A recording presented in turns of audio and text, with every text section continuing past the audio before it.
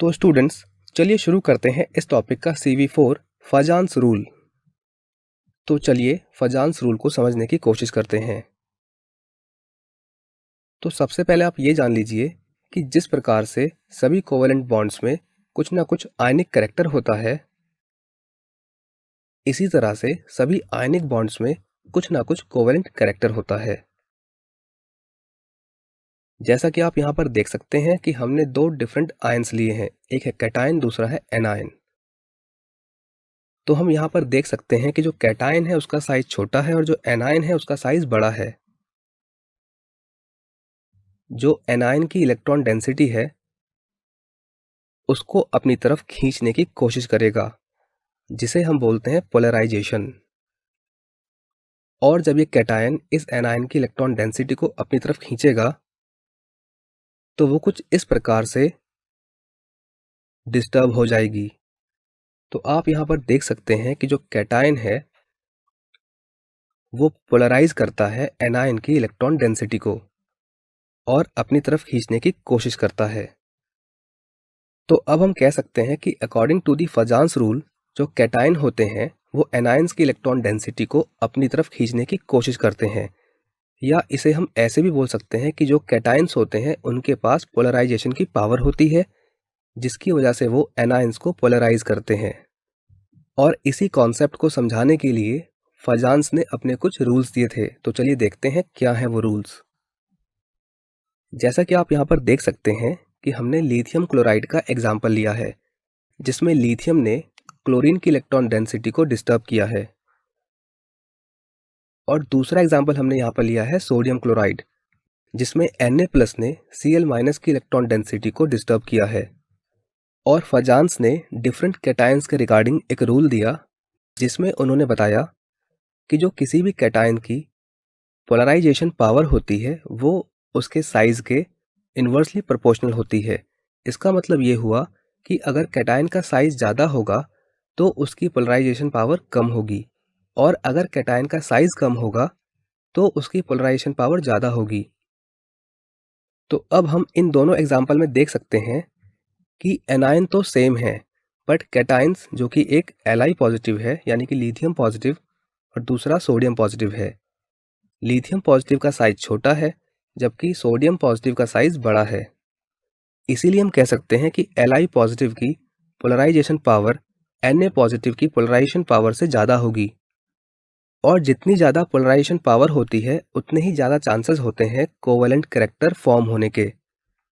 तो इसीलिए हम कह सकते हैं कि लिथियम क्लोराइड में ज़्यादा कोवेलेंट कैरेक्टर होगा as compare to sodium chloride. तो इस रूल को हम कुछ इस प्रकार से समराइज कर सकते हैं: the smaller the size of the cation and larger the size of the anion, the greater the covalent character of ionic bond. इसका मतलब ये हुआ कि अगर किसी कंपाउंड में कैटायन का साइज छोटा है और एनायन का साइज काफ़ी बड़ा है तो उस आयनिक कंपाउंड में कोवेलेंट कैरेक्टर ज़्यादा होगा। चलिए फजान का एक और रूल समझने की कोशिश करते हैं। यहाँ पर हमने एग्जाम्पल लिया है सोडियम आयोडाइड और सोडियम क्लोराइड का। इस बार हमने कैटायन सेम लिया है जबकि एनायंस डिफरेंट लिए हैं। हम देख सकते हैं कि क्लोराइड आयन का साइज छोटा होता है जबकि आयोडाइड आयन का साइज बड़ा होता है। फजान ने एनायंस के साइज के रिगार्डिंग भी एक रूल दिया। उन्होंने बताया कि size of anion is directly proportional to the polarisation. इसका मतलब यह है कि एनायन का साइज जितना बड़ा होगा वो उतना ही ईजिली पोलराइज हो जाएगा।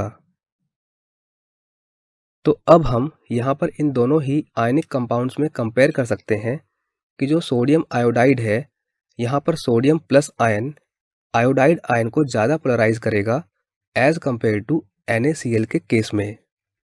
और ये तो हम ऑलरेडी पढ़ चुके हैं कि जितना ज़्यादा पोलराइजेशन होता है उतना ही ज़्यादा कोवेलेंट कैरेक्टर होता है।